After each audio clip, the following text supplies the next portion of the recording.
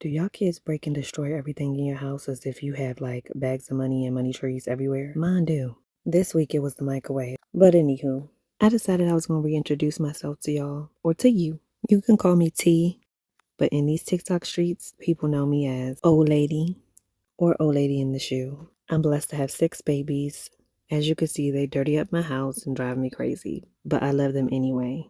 And as you can see, I'm cleaning up today. Child, they said they cleaned up, but look, it's no way.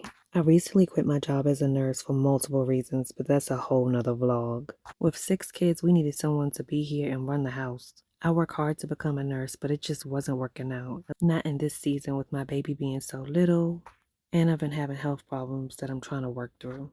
But with all these mouths to feed, I still need money too.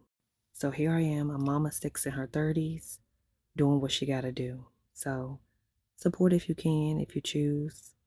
I appreciate you.